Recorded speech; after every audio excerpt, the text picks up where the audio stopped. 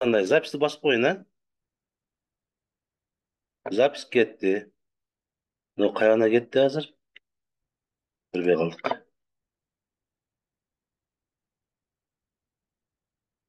Майлы біте берсін жаңа біткеннен көрерсің.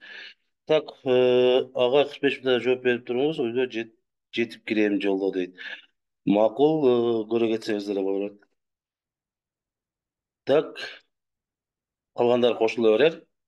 А біз болса, сабақ кеттік. Ташкенттің университеттері. Так, урматтуу кесиптештер, бүгүн модельдөө жана формалдаштыруу 6 класстын негизги темаларынын бири. Модельдөө.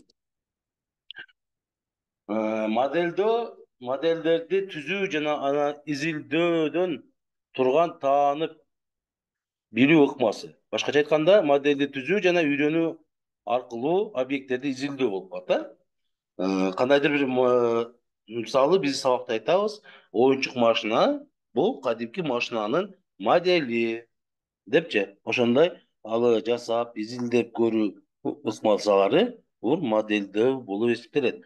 Модель өзү реалдуу объекттин кандайдыр бир жөнөкөйлөштүрүлгөн окшоштугу. Ал изилденип жаткан реалдуу объекттин кубулуштун же процесстин маанилүү өзгөчөлүктөрүн чагылдырат. Формалдаштыруу формалдуу тил менен информациялык модельдерди түзүү процесси болуп эсептелет. Эми биз сабакта киргенде көйчө суроо беребиз да.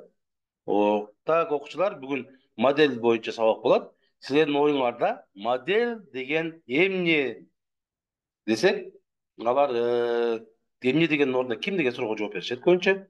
Алар жанагы модага чыккандар, булар модельдер болот.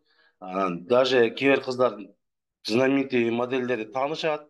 Ошолорду дагы айтышат, мындай мындай подиумга чыгат го, анан мындай болот го. Ооба, ал дагы модель.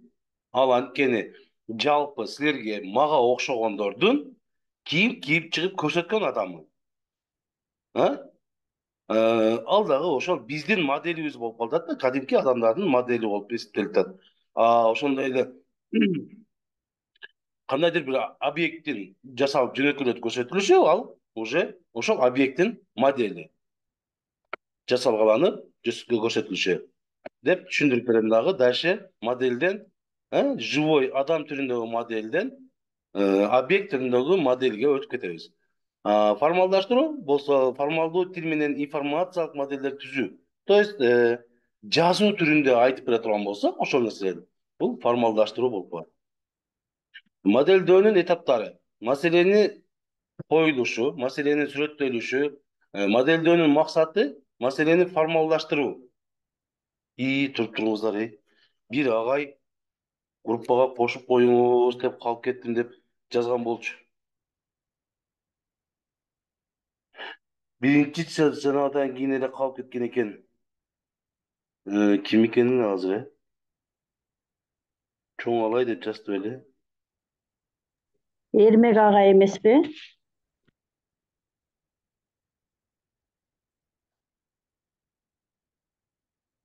Эрмек агай болушу мүмкүн. Алакеев Эрмек. Чоң айдан барган. Жок, Эрмек агай эмес.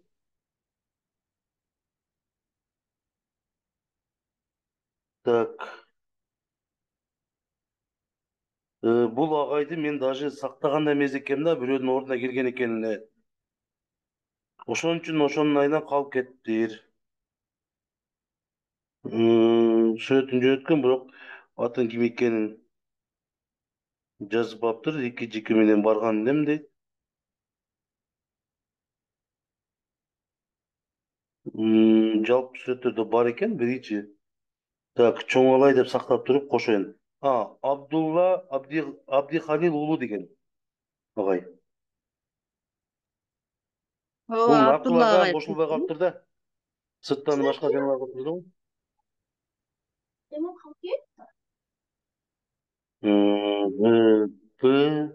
Абдулла агай. Так, мен азыр буну группага кошоюн дагы, ссылканы башынан таштайын.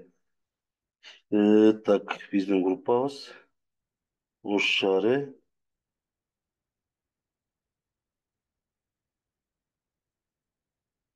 Сабак эртерээк жок. 9:30 койдук, 9:30 баштадык да. Урматтуу кесиптештер. Так, добавить. ВБ.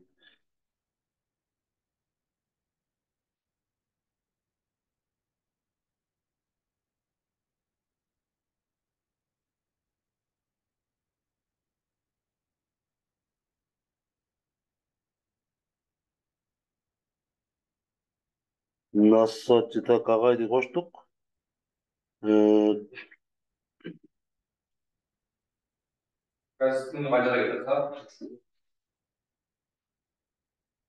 Так, азыр 1 минут. Урматтуу кесиптештер.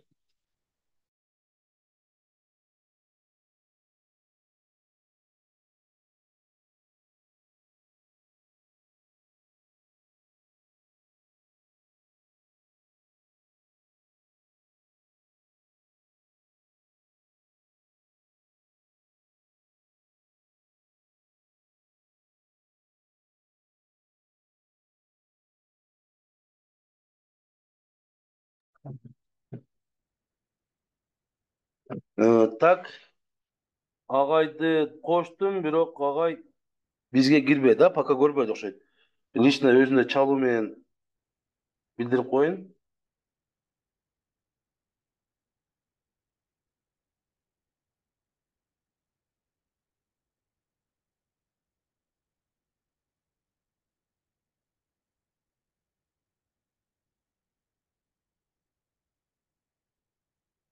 Анан дагы калып кетпесин уже.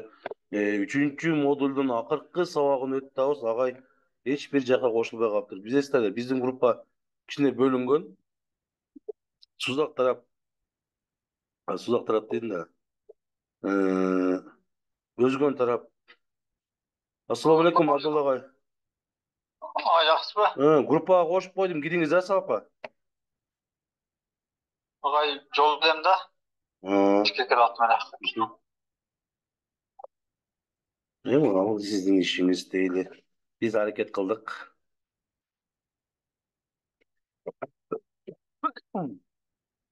Модельдөөнүн этаптары. Кандай негизде модельденет, маселенин коюлушу, кандай маселе коюлат, маселенин сүрөттөлүшү, модельдөөнүн максаты, маселенин формалдаштыруу. То есть ошол нерсени колдо болсо текст аркылуу жазуусу. Андан кийин модели иштеп чыгуу. Маалыматтык модель, компьютердик модель. Маалыматтык модель түрүндө иштеп чыгышыбыз мүмкүн. Ооз түрүндө айтуу менен, же болбосо сүрөттөп берүү менен, же болбосо компьютерден модельди жасоо. Ошол моделин жасоо дагы. Андан кийинкиси компьютердик эксперимент болсо, эксперименттин планы, изилдөө жүргүзүү. Тилди модельдерди жасап алып, аны кыймыл аракетке келтирип, болсо 3D форматта анын аяк биягын көрүп, эксперимент жүргүзүү ал боюнча. И модельдөө натыйжаларынын анализдөө жана чечим чыгаруу. Анализдеп, чечим чыгарып, жыйынтык колго жасап алуу. Маалыматтык модель.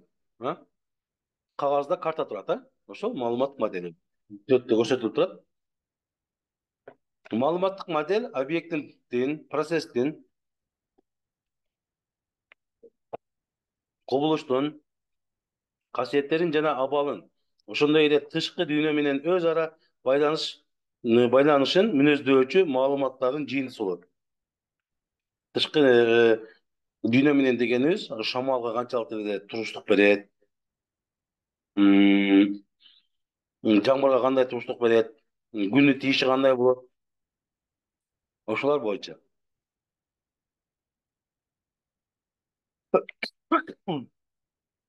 Формалдаштыруу даражасына ылайык маалыматтык модельдер образдык белгилер жана белгилер модели болуп көрүнөт. Образдык деген мына үстүндө турат, белгилер модели болуп бөлүнөт. Образдык белгилердин модели. Геометриялык сүрөт, пиктограмма, чиймек, карта, план, көлөмдүү сүрөт. Биз билебиз, карта, пландар боюнча сабакта практически ишибиз бар. китеп боюнча кеткенде пиктограммаларды эми жакшы үйрөтүп отурган болсок, ошол убакта географиядан да сабак келип кала турган болсо, абдан сонун болот өзүчө пиктограмма. Структуралык, таблица, графика, схема, диаграмма. Булар структуралуу келет. Сөз жөнүндө табигый тил менен сүрөттөө. Кадимкидей биз ооз менен сүрөттөө айтып бере турган болсок, бул сөз жөнүндө болот. Алгоритмикалык бул номерленген тизме. Кадам сайын санап атоо, блок схема. Кыскасы, объекттин жасалып бүтүшүнө чейин биринчи бул кадам, экинчи бул кадам, то есть биринчи бул, экинчи бул, үчүнчү бул ушунун негизинде объект чыгат десе турган болсо, ал алгоритмикалык болуп калат. То есть мына таблицаны блок схемага түшкөн варианты. Бул жер түшүнүктүү эле, геометриялык. Эгерде сүрөтү бар болсо, пиктограммасы бар болсо, чийме, картасы, план, көлөмдүү сүрөттөр деген объемный фото, мындай видео көтөрүлүп жасалган түрү болсо. Структуралык буга таблица, графика, схема, диаграммалар. Сөз жөнүндө кадимки тил менен түшүндүрүп бергенибиз. Алгоритмикалык бунун катарынан тизмеленип, алардын блок схемага түшүшү. Белгилер боюнча математикалык болуп, параметрлердин байланышын көрсөткөн математикалык формулалар менен берилген. X, Y, так, узундугу 15 метр, тозасы 20 метр, бийиктиги мынча метр болот. Анан экинчи этаж мындай болот. Кырша жанагы түрүндө, пирамида түрүндө жабылат болсо, мындай түрүндө эсептелет деп туруп айтылгандары жазылып, ошонун сан менен көрсөтүлгөндөрү математикалык болуп калат моделдин. Атайын тилдерде белгиленген. Ноталар, химиялык формулалар дейт. Булар кадимки жанагы эмес, мисалы структурасын H2O дегендей. Суунун берилиши, суу деп берсек да болот, H2O деп берсек да болот. Музыканын ноталары да кирет экен буга. Булар атайын тилде берилген модельдер. Алгоритмикалык бул уже программалар, жыйынтыгы чыгып туруп, бизге программаларда келип чыгат. Ой.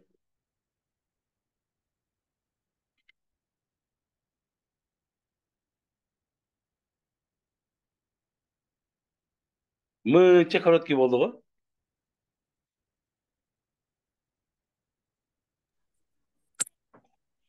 Модель сабак аз да бай.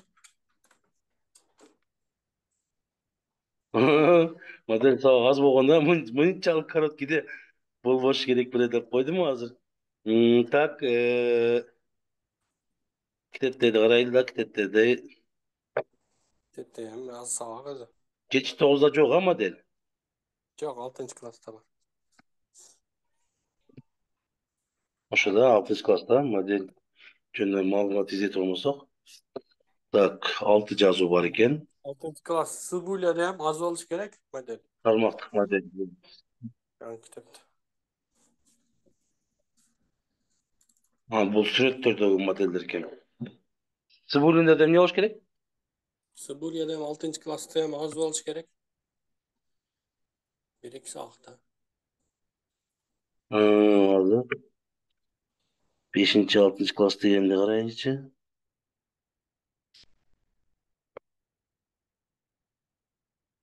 Ооба, белки эски китепте көп болчу модельдерчи. Так. Издөө жүргүзөбүз.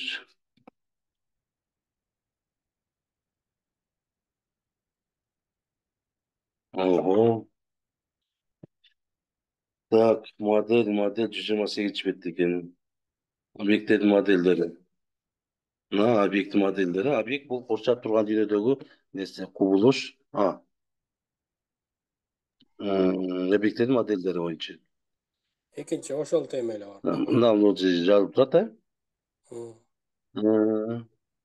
Модель бул изилдөө максатында реалдуу же ойдон алынган объекттердин касиетин көрсөтүү. Модельдөө курчап турган чөйрөдөгү объекттердин моделин түзүү жана анализдөө. Жакыныраак болду, көрүндү. Сиздерде эгерде телефондо болсоңуздар майда болуп көрүнбөй калышы мүмкүн да. Көрүндү. Эми биздеги модель. Модель реалдуу объекттин кандайдыр бир жөнөкөй түргөн окшоштугу алып изилдеп жаткан реалдуу объекттин кубулушун же процессин маанилүү өзгөчөлүктөрүн чагылдырат. Бул изилдөө максатында реалдуу же ойдон чыгарылган объекттин касиеттерин көрсөтүү. Бир дегене түшүнүп кетти да. Жана изилдөө. Модельдөө модельдерди түзүү жана изилдөөдө турган таанып билүү ыкмасы. Башкача айтканда модельдерди түзүү жана үйрөнүү аркылуу объекттерди изилдөө. Кененирээк берилиптир бул жакта. Бул жакта кыскараак бул курчап турган чөйрөдөгү ар бир объекттер боюнча объекттердин моделин түзүү жана изилдөө. Бул сабакта биз курчап турган дүйнөдөгү баардык объект катары айтабыз да сабакта объект бул ысымга ээ болгон нерсенин баардыгы. Көзгө көрүнөбү, көрүнбөйбү? Ал атка ээ болсо эле болду, ал эмне болот эле? Объект болот эле.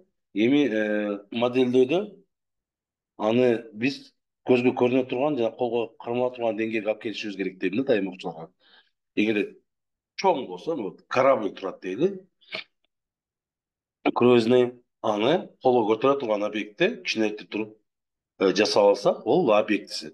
Жана ошондой эле көзгө көрүнбөгөн вирустар, клеткалар, амебалар, башка нерселер көзгө көрүнбөйт. Бирок биз аларды кадимкидей колго жасап, олордун структурасын кылып туруп жасалып, колго көрүнгөндөй сүрөт түрүндө болсо, жасалган түрүндө көрсөтө алабыз да. Биология, химия сабактардан көп көрөбүз андайды. Ошондой негизде жасашат.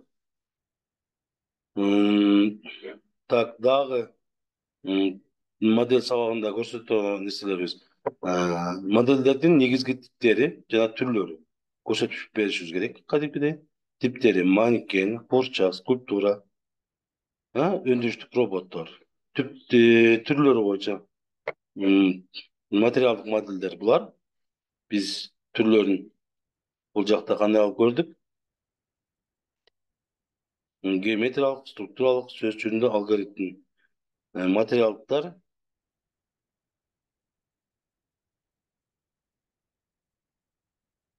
мына математикалык бизде жаңы китепте материалдык жөнүндө көрсөтүлбөптүр, бирок ошентсе дагы биз көрсөтүп кетебиз дейм. Материалдык бул кандайдыр бир нерсени жасалып көчүрмөсү оригиналдын өзүн кичинейтип же чоңойтуп көрсөтүлгөнү. А маалыматтык бул уже кагаз түрүндө болот. Сүрөт, видео, анкетаны кошуп коюптур, анкета деле сурамжылоодо чыгат да, адамдын аты, адам негизги сүрөттөп берип коет, медициналык карточка, ден соолуктун көрсөткөнү.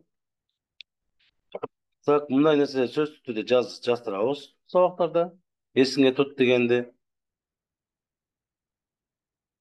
Демек, бул жерде көрсөтүлүп атат, бир эле объект изилдөө үчүн бир нече түрүн көрсөтсөк болот деп.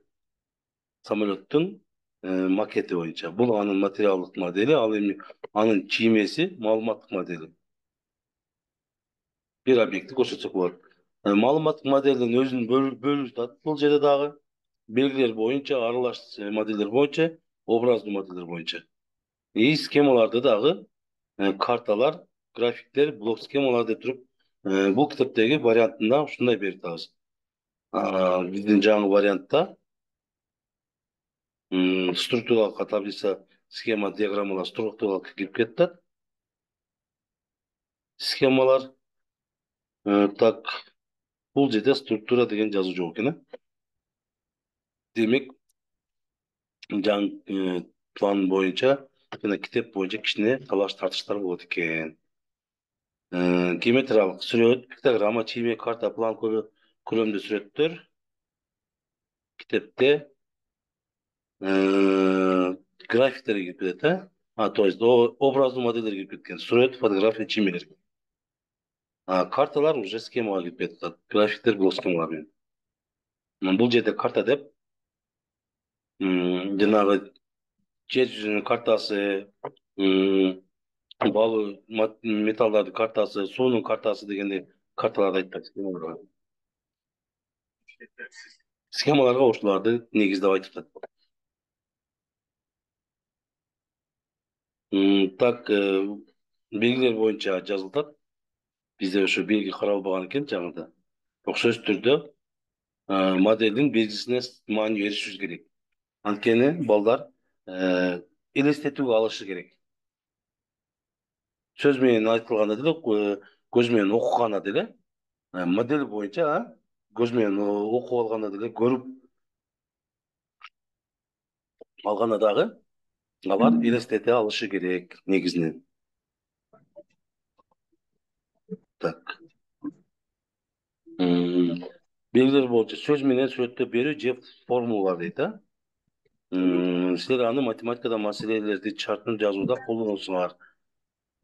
Аралаш таблицаларга, графиктерге, диаграмма, схемаларга булардын маалыматтарды негизинен буларды бүт түшүндүрүп беришибиз керек да. Анан бул жерде тапшырмалар бар экен, тапшырмаларына катышыбыз керек.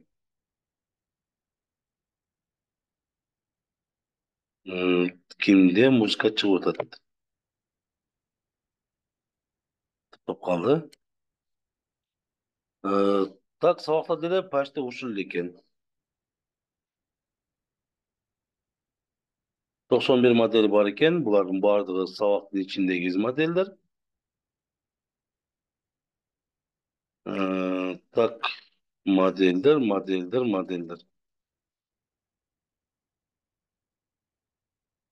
Графика редакторда бар экен, модельдер турмуштун моделин түзүшөт дейт. Так, андан сөз модель жана модельдөө 6 класста. Так, модельдер жана модельдөө. Модельдөө этаптары деп туруп бөлүп атабыз. Жанагы 5 класстагы темада экен, а бул уже 6 класста темада. Маалыматтык модельдөө бул чыгармачыл процесс. Модельдерди түзүүнүн негизги этаптарын бөлүнөт дейт.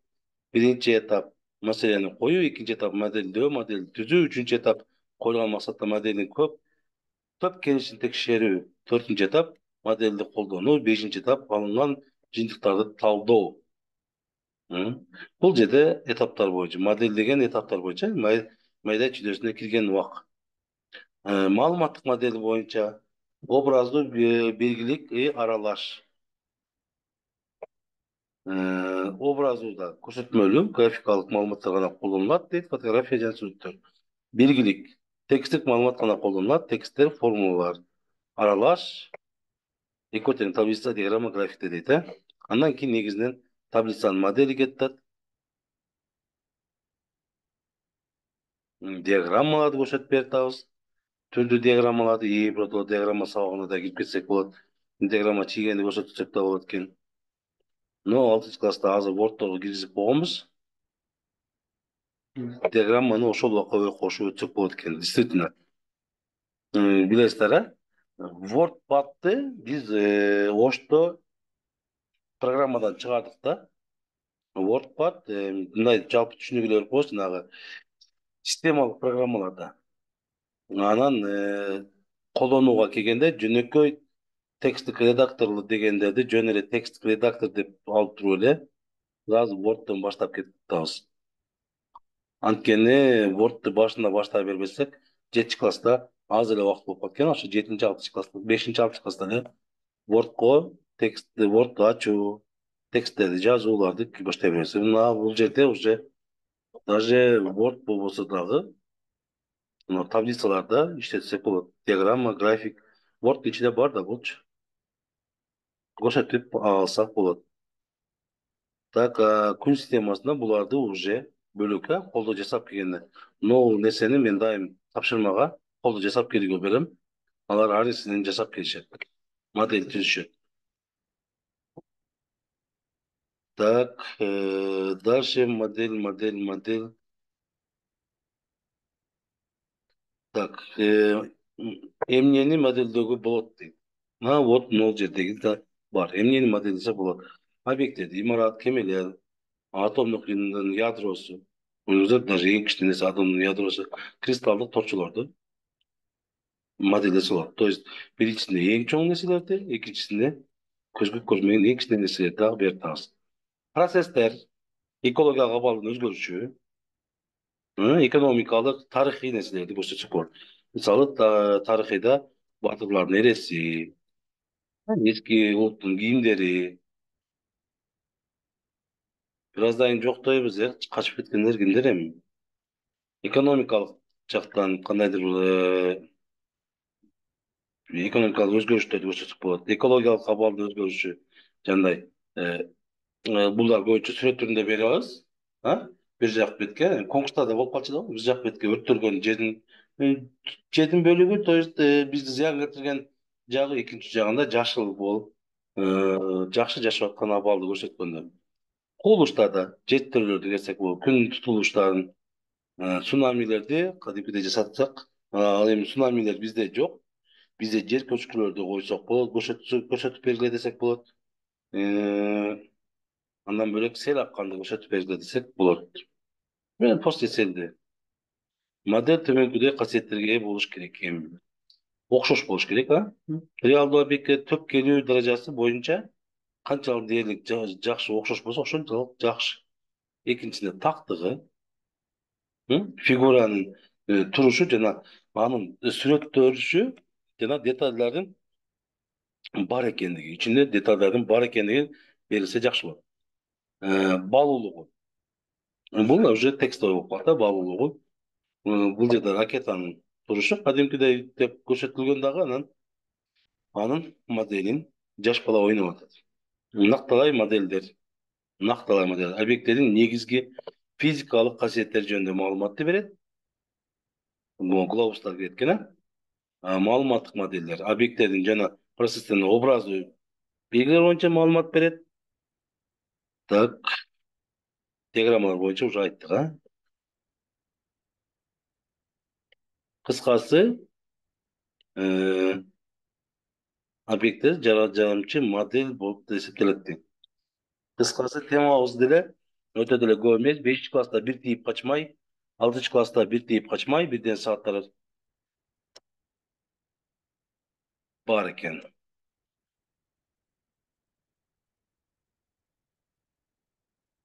Ошо менен модельдердин түзүшү бүтөт экен.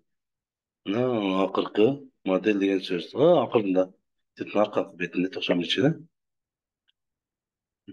Маалыматтар берилет, ошол жерде жазуу бар экен. Окуп үйрөнүү максатында реалдуу же ойдон чыгарылган объекттин касиеттерин чагылдыруу дейт. Тема ушундай, өтө кыскача тема экен. Жарым сааттын ичинде толук жетишип калдык. Түшүнүктүү эле болдубу? Ой, түшүнүктүү, ой. Ооба, баары түшүнүктүү болду агай, рахмат сабаңызга. Так. Ой, чыкпайбыз. Чыкпай турабыз азыр. Азыр эми буну ушу менен 30га чыгып кетебиз азыр. Пост тест берем, таштайм группага. Пост тестте эртең бүтүрүп койсоңуздар, анткени суббота күнкүгө отчеттор жабылат экен да. Могу бөлүмдүкү, 3-бөлүмдүкүчү. 3-бөлүм, 3-модуль өтө деле оор болгон жок, 3-модулда биз сабактарга керектүү маалыматтар боюнча иш алып бардык. Так. Общий бир кайта айтып койсок, компьютерлер жана программалык камсыздоолор боюнча негизинен жалпы алып карай турган болсок, компьютер жана анын түрлөрүн ушул бизге берилген материал боюнча жана андан сырткары дагы бир сыйра карап чыктык. Программалык камсыздоо анын түрлөрү сырткары көп деле чыкпадык. Ушунун ичинде эле негизги программалык камсыздоолордун түрлөрүн көрдүк. Анткени программалык камсыздоо бул жерде өтө майдалап берген, көрдүңүздөр, файлдык система жана операциялар бул дагы өтө майда берген. Анткени чынын айтканда окуучулар үчүн биз эхфат, ногул файлдык системаларды файл эмне экенин айтып бере алабыз. Файлдык система деген эмне экенин биз окуучуларга түшүндүрүп берсек болот. 6 класста тура келет да. Анан кийин FAT 16, FAT 32 болсо FAT жөнүндө FAT, HTTP, HTTPS то есть HTTPS болуы. NTFS жана эксфат жөнүндө сырттан эле түшүнүп берсек болот. Анан ар биринин ичине кирип, майдалап көрсөтүп берүү бул окуучуларда канчалык башаламандыкка алып барат.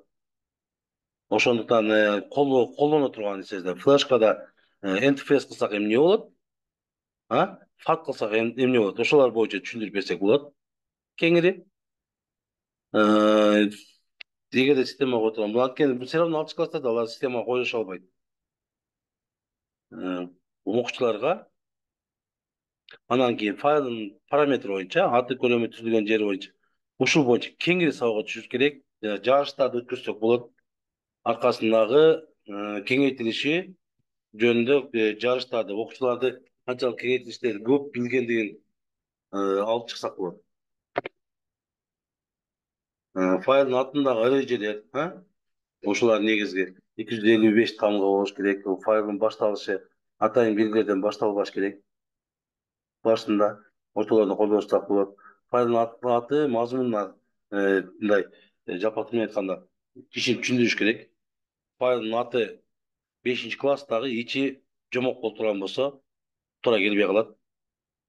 Ошондой нерселерди балдарга түшүндүрүп, атын койдуңбу сразу ошол нерсени оңоюраак табыш үчүн оңоюраак ат коюш керек. Анан папкалар боюнча сабак өттүк.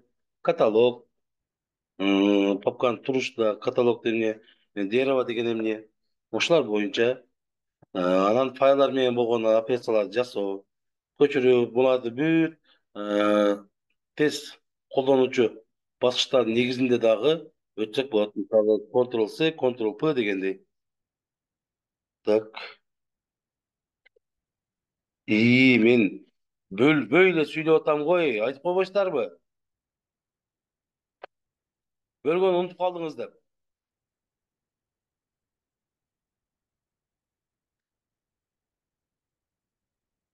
Бөлгөнү унутуп калдык. Так, мынагу азыр айтып бүткөндөрдүн баардыгы ушул жерде. Файл эмне экенин түшүндүрсөк болот, жакшылап. Анан кийин уже файлдын структурасы окуучуларды кандайдыр баш айландырууга алып кетет деп айттык, FAT, XFAT, NTFS, бул уже APFS, Apple'дыкы, APFS'тин экизи бар, HFS плюстар бар. Булар көбүнчөсү балдарды өтө эле башын айландырып коюшу мүмкүн.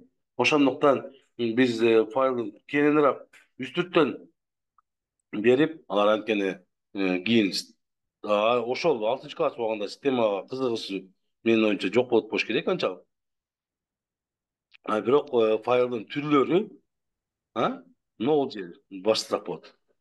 Файлдын параметрлерин кеңири берип, бул жөнүндө викториналарды өткүзүп, оюндарды өткүзүп, анын файлдын аты үчүн кандай эрежелерди колдонуш керек атабызда. Эми адамдардын атын колдонганда деле эрежелер бар.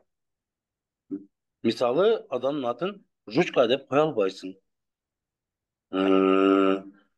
Дагы башка твердый знак, мягкий знак деп кое албайсың. Ошондуктан адамдын атына кандайдыр бир эреже болгондой эле файлдын атынын өзүнүн эрежелери бар. Файлдын ичиндеги маанисин сыртындагы аты түшүнүп туруш керек. Эгерде силер анкета жазган болсоңор, сыртында анкета кайланчаныкы деген болуш керек. Эгерде ичинде диктант жазган болсоңор, сыртында диктант деген болуш керек. Ушундай кеңири түшүндүрүп, кеңейтилиши боюнча түшүнүп кеңирээк берсек болот. Эгерде PDF кылып сактасаңар мындай болот, Word кылып сактасаңар кайта өзгөрүүгө мүмкүндүк болот деп туруп, файлдын атында канча символго чейин чоюлушун, бул жерде эми 255 тамгада ат коюш, андан ашча ат коюш көзүнө келбейт болуш керек, басып отуруп кыскача түрүндө эле ат коюшат. Файлдын кеңейтилиши 3-4 символдон турат. 3 символдон турган убакта мындайлар турат. 4 символдор, мисалы, мына жаңы программаларда docx уже 4 символ. Мурда doc болчу деп айтсак болот. Windows'тун ичинде сыртына атайын белгилер менен коюп башталбайт файлдын аттары деп, буларды кеңири түшүндүрүп берсек болот. Андан кийин папкалар боюнча, папкаларды кеңири папканы ачтырып, папканын ичине башка нерсе сакташтырып, каталогдордо дереваларды кенен окуучуларга көрсөтсөк болот. Файлар менен именно ошол операцияларды көчүрүп, орноттуу, кыркуу, атын өзгөртүү ушул нерселерди окуучуларды бири биринен жааштырып ойнотсок болот. Файлдын структурасы, деревасы, жана ошол файлга болгон карата жол. Эгерде бир файлды чыгара турган болсок, анын каерде экенин билиш үчүн биз мына 0 жерин 2 болуп бассаңар, ошол файлга чейинки бардык жолдор табылат деп ошол нерсени дагы көрсөтсөк болот. Анан ортодогу файлдык системаны балдарга көрсөтүү сал мынтип айтканда оорураак болуп калат да. Так, анан лицензия боюнча сабак өттүк, лицензиянын түрлөрүн өттүк, автодо укуктарды өттүк, кандай лицензиянын жанагысы бар, мисалы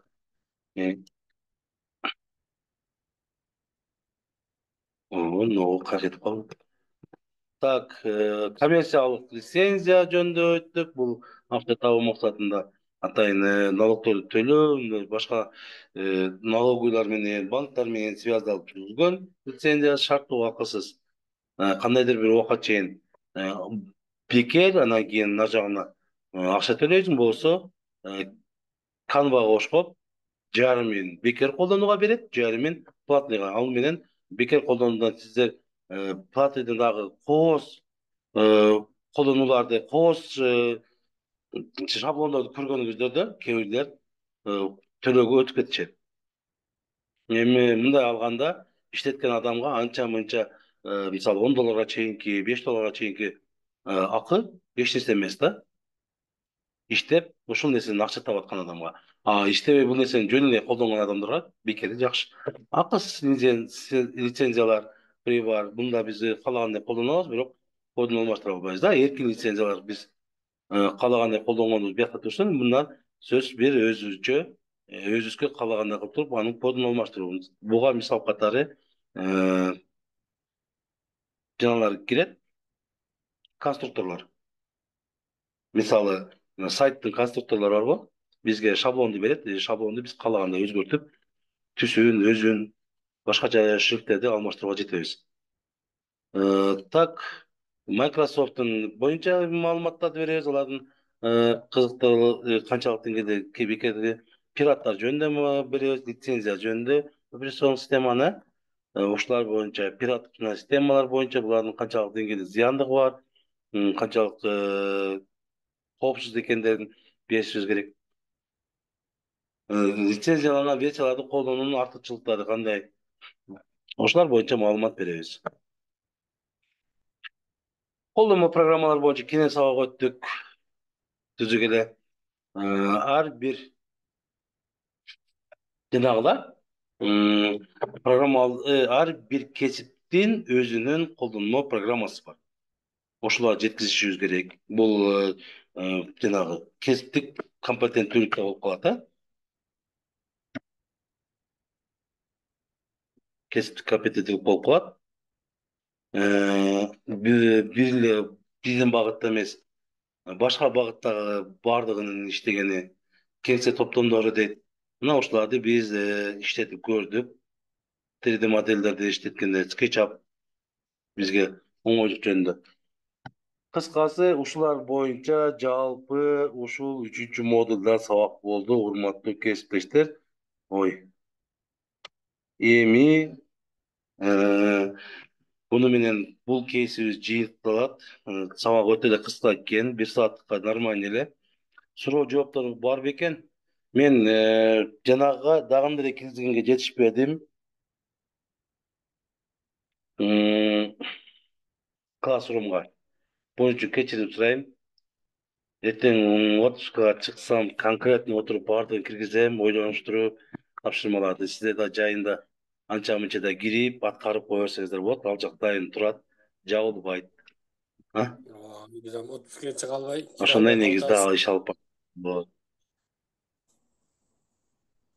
Мен 30-да отпускага чыгам бир жумуштан.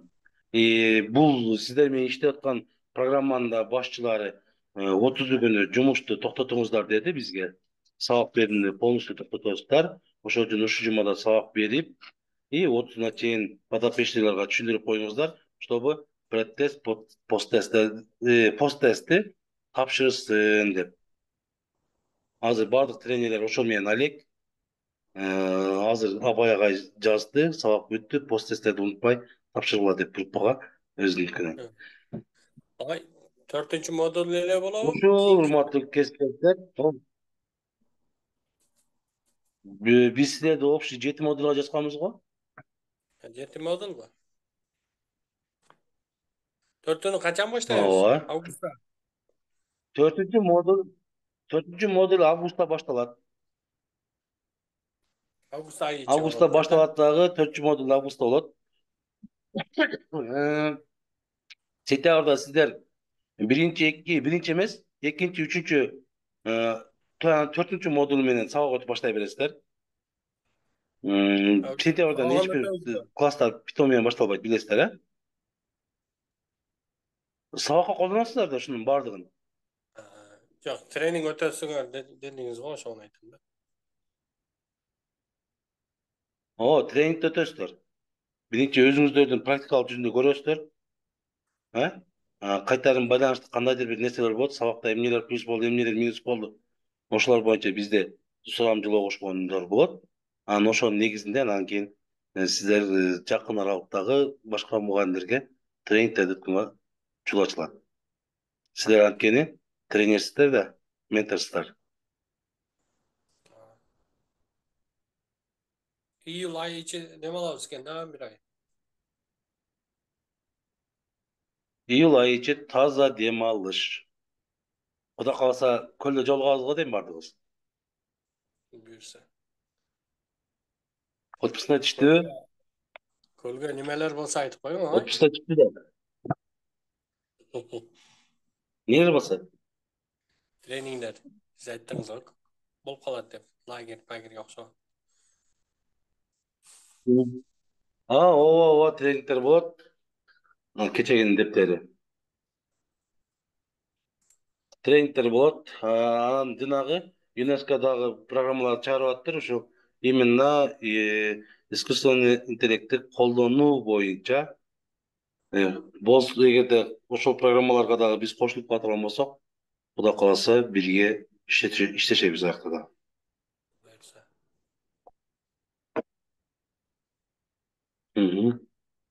Күчтүү бир команда түзүп алсак, региондорду өнүктүргөнгө абдан сонун болот. Так, дагы суроо жооптор барбы? То есть жооптор, суроолор. Сунуштар.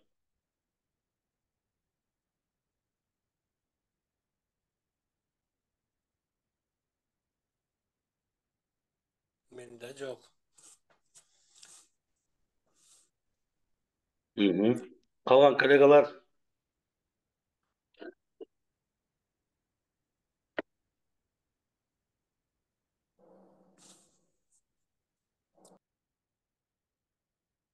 Так.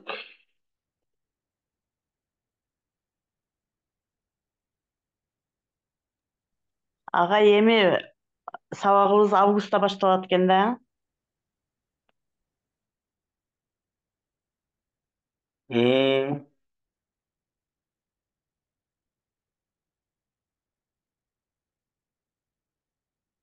Так.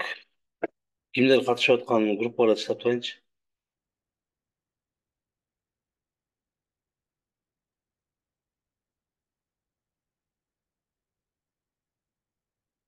Мына ушулар азыр катыштык. Мына Баткен дагы жыйнады, Мирлан агай да жыйнаган, сабагын жыйынтыктаган. Азыр мен дагы сабагымды жыйынтыктасам, ушу менен аяктайт. Дагы суроолор барбы? Мен сонун жерде жүрүм да азырчы. Мектептин бияк бети тоо, бияк бети тоо экен. Жөнүнүк эле тоо эмес, аска экен, целый аска.